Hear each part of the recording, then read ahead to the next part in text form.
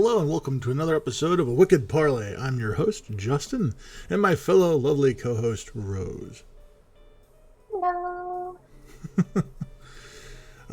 Today we're going to be talking about a pretty serious subject, something that, inspired me to talk about this, actually, ironically, from a Joe Rogan podcast from several weeks back. At the time of this recording, several weeks back. Definitely. Yeah, that discusses the future of the Amazonian rainforest. As many people know, the Amazon rainforest has been more or less on the attack, by humans for quite some time now. And I want to kind of look at an article that kind of looks at the potential future of the Amazon and some of its mammalian species. And also, look at that baby. Oh, yeah. And also potentially some of the other life that's there, because the Amazon is basically the most biodiverse place on the entire planet. There are drugs that treat illnesses that we don't even know of yet. And it's a pretty special place. So let's have a discussion about it. Obviously, this is a pre-recorded episode, so obviously you won't be able to interact with the chat. However, I would encourage you to leave a comment on this particular episode with thoughts and feelings about any of the things that we put in here as a subject. And if you like what we do, please go ahead and give us a thumbs up, subscribe if you haven't, and let's get into the episode. Yeah, let's go. Let's go. Yeah. Boom.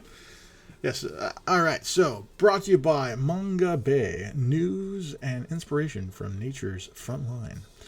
A study attempts to foresee the future of the Amazonian mammals if the rainforest turns into a savanna. Lovely. Yeah, that's horrible if you really think about it, because look at how pretty that is. Yeah, minus the shit river, but still. Okay, fine. This one. There we go. Yeah, I like that. That's much prettier. I like that. Look at how pretty it is. Don't get me wrong. I'm just joking when it comes to the previous thing. I was being facetious. It's a nice shot. It is a nice shot. And then look at what we've been doing to it. Oh, dear Lord. No more. No. We'll get to this. That's horrible, though, guys, right? Yeah. All right. I would say so. Okay, so, what could become of the some 300 species of mammals living in the Amazon, if deforestation and global warming lead to the savannization of the rainforest? What do you think, Rose? What do you think is going to happen to a lot of those animals? A lot of death. Yeah, it's a lot of going from common to endangered, or endangered to near extinct, and near extinct to extinct. Yeah, it's my thought too. I think it's like they live there. That's their home. It's not exactly easy to change habitats. Yeah, it's a complete disruption of their entire ecosystem and probably the food chain. I would imagine that probably prey becomes more accessible. Predators take them out, then the predators starve to death because there's no more prey. Mm-hmm. Imagine it's hard enough just for humans to move from one city to another. Sometimes this is an entire habitat change. For a bunch of species all at the same time. For a lot of them at the same time, and not on their own terms. Thank you very much. Yeah, and they're all competing probably for a lot of the similar resources that are in shorter, or in growingly shorter and shorter supply. So. Yeah, just imagine 3 homes in your own little city, and they just got relocated to somewhere that is not what they're used to. That's for sure. All right. Okay, let's see here. Researchers analyzed images from 400 photo traps placed in 4 natural enclaves of the Cerrado, thank you, biome in southern Amazonia to find some answers. Analysts of the photos showed that when given the choice between preserved Amazon rainforest and preserved Cerrado, most species choose the rainforest. Shocking that they choose their home. Why? They're going to choose what they're familiar with. Why would they choose the thing that looks weird? Makes no sense. Another study analyzed rainforests around the world, finding that savannization may happen sooner than expected in Amazonia. This occurrence will mean reduced population and a range for mammals like jaguars, tapirs, and deer. Okay, Mm. that sounds horrible. Like what we're gonna do? It's gonna be like just like the freaking tigers all over again, where there's more tigers in Texas than in the wild. Like this is gonna be, this is some bullshit. This is some nonsense. Yeah, seriously, that's not great. Those poor animals. Seriously. Uh, if increasing global warming and deforestation were to transform Amazonia into an irreversible, degraded, dry savanna, what could happen to approximately 300 species of mammals that live there? These include jaguars, tapirs, and deers. This is the question that biologists Daniel Rocha and Rachel Solomon tried to answer in a recently published article in the Animal Conservation Journal. Whew. Yeah, this is just rough stuff, you know? Like, I genuinely just kind of like am concerned about that. I'm just like, it's also, this is probably just an average number or something. Because I would imagine there would be more that we just like haven't just named and labeled. Oh, I'm sure. There's at least at the barest of minimums, there's probably plants and some insects that we have never seen before, like Yeah. ever. That like scientists will just walk in there and be like, "Well, this has never been documented before."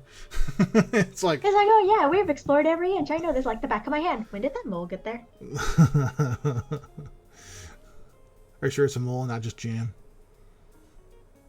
Yeah, look and find out.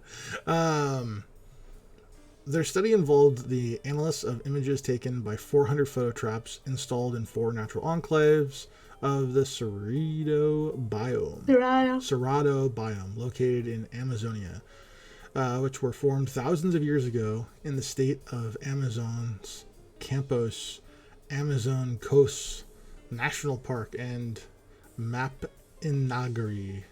I butchered that. I'm so sorry. National Park. And in the state of Rondônia, okay, this is just bad now. All right, like I'm sorry. I just English, motherfucker. You speak it. biological No, this is Brazilian. biological reserve, and okay, I'm fucking done with this. Corumbara State Park. Deal with the names. I'm sorry. So many people are gonna be ragey. There's gonna be some anger right now. I'm sorry. White guy here, just like just butchering names.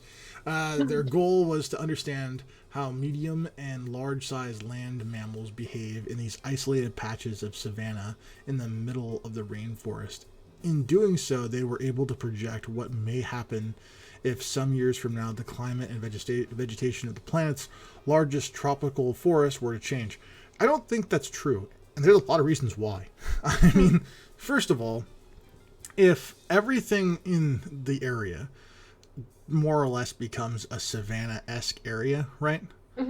It's going to be a lot warmer there. And because of that, you're going to have a lot more fires, and the vegetation that you think is going to be there is only able to subsist there because of the natural vegetation that's around it. It's very unlikely that you're going to be able to have these large areas of just open grasslands. If you even, I mean, I don't even know why that's desirable in the first place, but like, even like if you did that, like there's uncontrollable things that would very much be very, very bad. Let's put it that way. And I would have to imagine that the topsoil would loosen and you'd have like a dust bowl kind of like effect happening in that region. Like, I don't know those people who know what the Dust Bowl is, but like it was a horrible like thing that happened in the U.S. where literally the topsoil of like the entire bread basket just went woof into the air and traveled hundreds of miles. Not great. And also know that this is something that happens in, I don't know, the Sahara Desert where sand gets kicked across. Now it's an extreme, but this is just an example that the fact that there's a lot of unpredictability when it comes to nature, and the idea that we're going to plan to destroy the forest, but don't worry, there's going to be grassland for our mammal friends, ignores the fact that there's a lot more life than just mammals. Like it is like literally the most biodiverse place on the planet. Granted, this one is talking mostly about the mammals. I know, but still, though, like, it doesn't change the fact that it's still important to talk about everything. Yeah, I know, but that's not going to be in this article. I know that, but I don't care. I still think it's important for our Yeah, it's viewers probably to consider Yeah, that. but that's why you need other articles, not just this one. I know that. Okay. Anyways, back to my horrible butchering of names. Yeah. Their goal was to understand how medium and large-sized land mammals behave in these isolated patches of savanna in the middle of the rainforest. In doing so, they were able to project what may happen. I have already read this because I think it's hilarious. Look at this. Look at these maps, though. Like, just think about this for a second. You know, like, you really think that's gonna happen? Like, honestly. It's not going to be perfect. You know, because you absolutely want to go from green to orange, because that's a sign of life. Yeah, you want to go from this to this. Oh my You god. want to go from this? You want to go from this to this? Oh dear lord. This to this. It's called... How about new? No. I want this back. Yeah, that's what needs to happen. My god. Alright. And researchers have been warning of the savannization of the Amazonia is a risk. Why do they use Amazonia instead of Amazon? I think it's just detailing like the entire area. Like the region, not just like the... Yeah, like the Amazonia, like the actual full region, not just the Amazon rainforest. Gotcha. Is a risk. This is the tipping point when the forest, after suffering from a combination of deforestation and climate change, turns into a vast treeless plain. That's great. Studies suggest that because of global warming, the vegetation in the Amazonia will change due to diminished rainfall in the region. As you lose forest, precipitation levels drop, affirmed Roche, professor at Southern Nazarene University in Oklahoma, U.S. Okay, alright, fucking God. It's the United States and you have that fucking name? Get a real goddamn name! Oh my god. It depends on who the heck founded that place. That's fair. I don't know. I'm getting angry for no reason. Like, it's okay. It's just... I'm not actually mad at the thing. Pronunciation of non-English. Words are hard sometimes, you know what I'm saying? English Like, itself is a hard enough language. yeah, like, We're yeah. putting this. Also, I did look up the Amazonia versus Amazon. Yeah. Amazonia as a geographical area, usually referring to the Amazon basin or the Amazon lowlands, because the Amazon itself is the river. Okay. That makes sense. It makes a lot of sense. Okay. Yeah, so it's just like, like I guessed that. So it's just like, wait, I want to double check that now. Yeah, I mean, it makes sense. But your guess made sense, and so that's why I went with it. But, like, you know, I mean, hey. It's always good to have clarification. Yeah, I mean, like, you always hear about the Amazon rain, like river. Amazon rainforest. And Amazon rainforest, you know. So I guess, like, seeing Amazonia, like, is just, like, to me, it's like, It's like, why you say that? yeah, like, It's like, why apparently those because words? it's like, why are you using that word? Because apparently it's the correct technically word. correct. It's the correct word. Yeah, like, I've been using the incorrect word for a long time. So, like, you know what? I'm glad to be able to learn something new, and of course, do it and do it in a very public way. That's in no way going to make me look bad. I hope so. With increasing effects of climate change, it is expected that areas of sparse vegetation will progressively spread across Amazonia, especially along the southern and eastern borders of the biome, the region known as the deforestation arc, where the oh my god, agricultural frontier is advancing toward the rainforest. That's horrible. Like, that is absolutely awful. Just straight up known as the deforestation arc. Why does it sound pretty when you know it's not? It's not pretty. And also, it reminds me of Ferngully. Oh gosh. Like, like, it totally reminds me of that. Not that sludge monstrosity. It still reminds me of that, though. Like, that's, yeah. Fair enough, but like...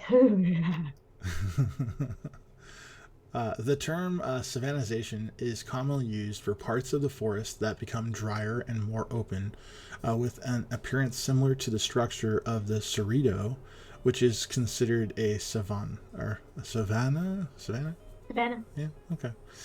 Savannah. Yeah, okay. That's what This one's missing the H that I'm used to. That's which one I was saying, like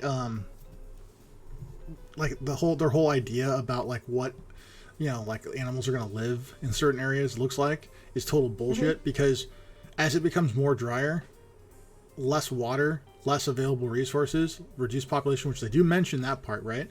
But who's to say that the mammals that exist there can even exist in that environment in the first place? Yeah, not without some danger. I would say that probably they're not going to survive. Not long. No. Okay. But Rocha pointed out that the term savannization is not the right one. This suggests that the rainforest would be substituted by natural savannas. In fact, we are talking about degraded forests that possess nowhere near the richness and diversity of original savanna. So they're talking about like the richness of the whole life and everything like that. Yeah, they're talking. I think they're mentioning like it's not going to be a 1-to-1 degree. It's going to be. It's not going to be as well off as a true savanna would be because with the true savanna that has its own biome and dynamic and stuff. Yeah, I mean, look at the American plains. You know, like the American plains. Like by the time settlers got there, right? Well, there were wild buffalo, right? Mm-hmm. So Spanish people had left some horses loose, and so you had horses, like going crazy all over the place. And there were a few animals, not a lot, but a few that were around. But in the past, we know that camels originated in the Americas. We know the horses originated in the Americas. We know that a whole bunch of other species originated in the Americas that ended up spreading throughout the entire world. So the fact of the matter is that those particular animals probably migrated due to climate. So it wouldn't surprise me that some species that can migrate probably will if this is going to happen in a big way.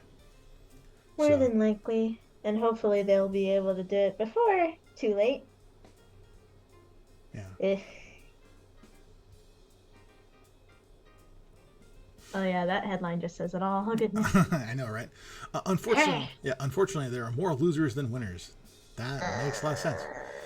During their study, Rocha and Solomon collected thousands of images with their photo traps over a 4-year period from 2016 to 2020. Using statistical models, the scientists then qualified how 31 land mammal species had used selected areas of the Amazon rainforest and isolated patches of the Cerrado. Why am I saying Cerrado? I don't know. I don't know why. It's just terrible. Like Cerrado. Okay, in which they preferred. Many animals are known to move back and forth between the two biomes. Yeah, that makes total sense. As one becomes more habitable than the other, they're gonna, look for Sorry, various I'm just imagining this area where this line between two zip codes, and you just step back and forth, back and forth. Between zip codes. That would be funny. That would be really, really funny. I'm just imagining, how rainforest is I would imagine is a lot cooler than a savanna because of all the, trees and stuff. Mm-hmm. I'm just imagining, an animal underground with, half their den in the rainforest, half their den in the savannah. It's oh, I want to be warm now, crawls to the savannah. Half, oh, it's too hot now, crawl to the river. Hey, it could be. All right. The list of species studied included forest specialists like the Amazonian brown brocket. I'm not going to even attempt to pronunciate that.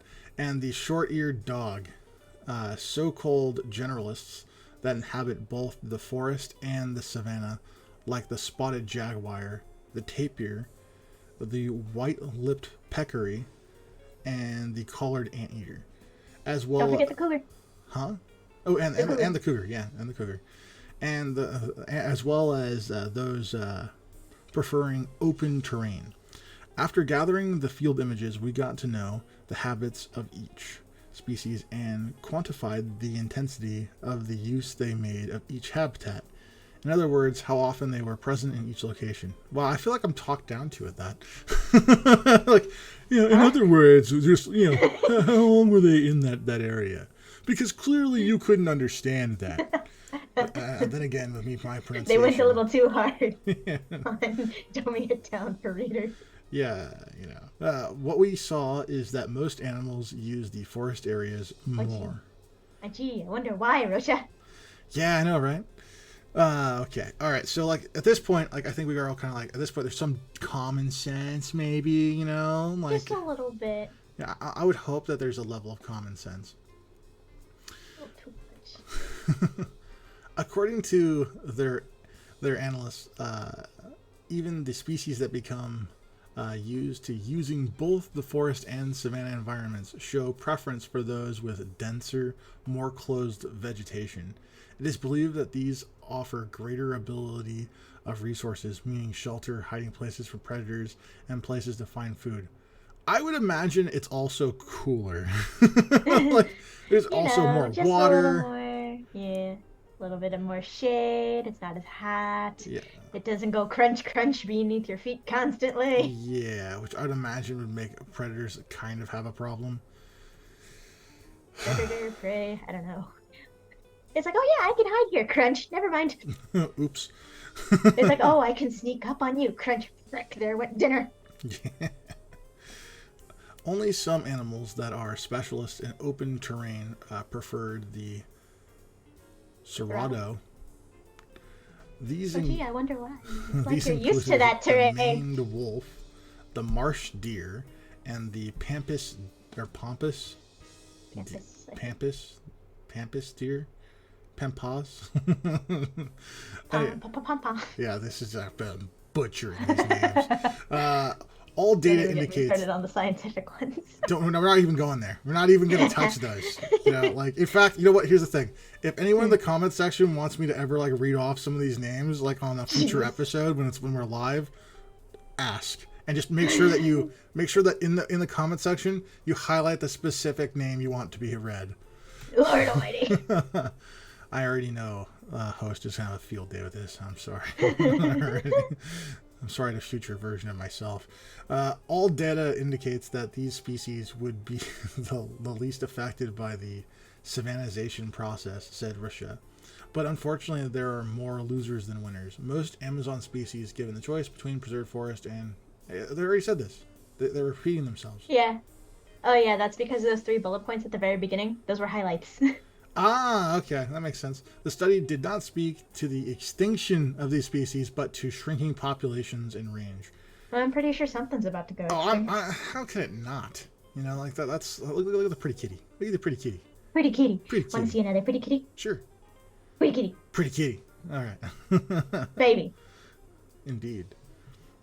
Okay, savannization sooner than we think. According to another study published at the beginning of March in the journal Nature, the risk of savannization in parts of Amazonia may be closer than we think. Researchers at the University of Leeds in the UK made a correlation between the loss of tree covering and reduced rainfall in tropical forests in South America, the Democratic Republic of the Congo, and Southeast Asia. Yeah, that makes sense. Like just. Oh gee, I wonder why. You lose your trees, you lose the water.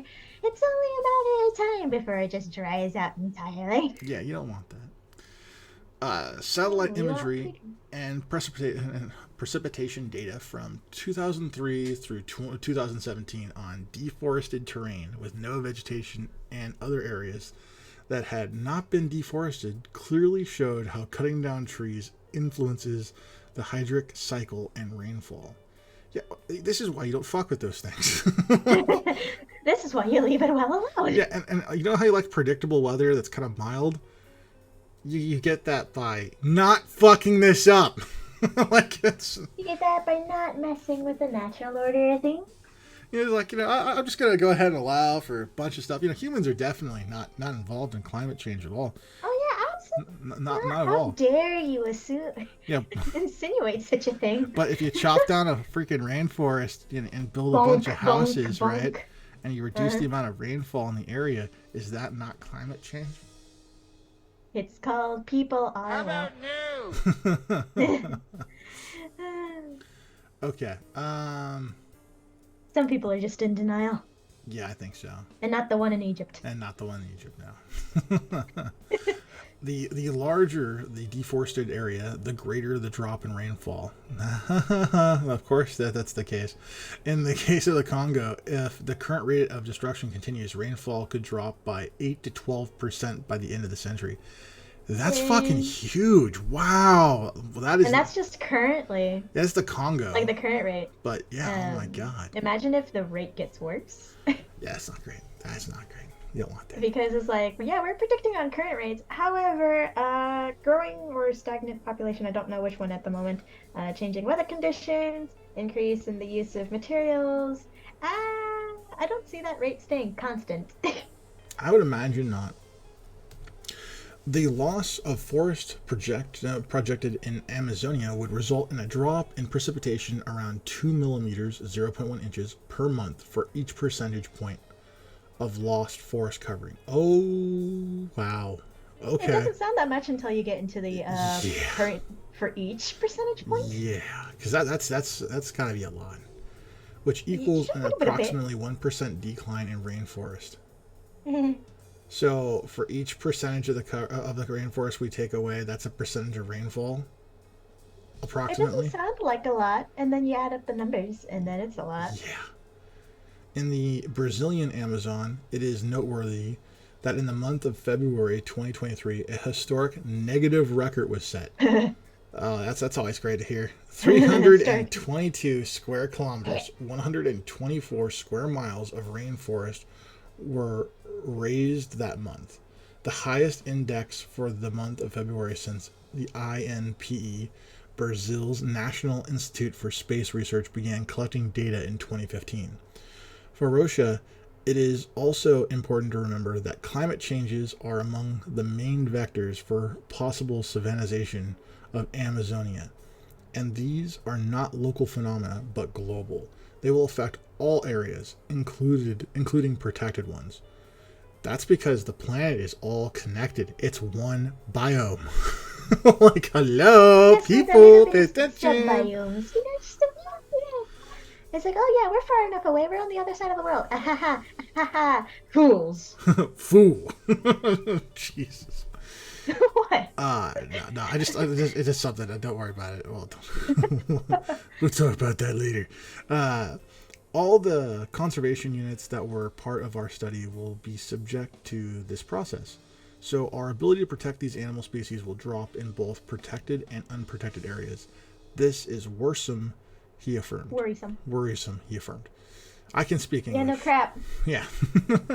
Maybe I can't at this point. No crap. Yeah, maybe after reading this, I realized that my brain is actually just, like, not there anymore. Yeah. There are many things about this that kind of, like, scare me. Like, one of the things that, like, it kind of, like, just, like, points out to me is the fact that because we are losing so much area, we're reducing the amount of fresh water that's available. That's not a good thing. With a large population, you don't want to have a ton of, shortages on anything. Not to mention, there are amazing plants that treat a whole wide variety of different species, different ailments that all are interdependent on one another in that ecosystem. What happens if we come across like a wild plant that could treat, let's say, Alzheimer's or cancer or something like that? Isn't that worth protecting just for what it potentially could provide? Yeah, like, we haven't explored every inch of that. Like, come on. There's bound to be some hidden treasures. Yeah. And you're gonna get rid of them. If only, not even because you personally, get rid of them, but because everything else happening destroys it. Yeah, Jesus. Like, yes. When are you going to realize there are consequences to the actions? I can't get as screechy as that one meme, but yeah. You were researching what was how much of a drop in rainfall are we talking about here? So, in 29, let me just put this up so that people aren't just taking these numbers out of my butt. Well, you have to trust Google too. Yeah, I have to. So take all of these with a grain of salt. Yeah, all with a grain of salt. But this is the estimation loss. So again, grain of salt. But this one seems about accurate considering what we just read. Yeah. About. So it's It's about 3 million square kilometers, and it's just continually at 3 kilometers. It's going down like barely minimum, but I don't think that's because they're stopping. No, it looks like they're, increasing the removal of the forest, which means that they're going to have a continuing loss of, rainfall. So, I mean, like, so Yeah. if that much of the forest in 2022 was taken away, then what does that mean? It means what, like 11.6 inches of rain was lost? I would have to Probably that. imagine there's got to be a tipping point somewhere. Yeah, just a Yeah. little bit. Like I also found another article also by Manga Bay, which Uh-huh. is, you know how it was it apparently dropped 11% in 2022, apparently. Hmm. Ha ha ha. Uh, Yeah, the Amazon no. deforestation rate has soared under them. Granted, this was an article about a year.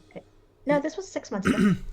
Yeah, 6 months ago. So I almost said a year and a half ago, but then I realized we're in 2023, not 2024, people.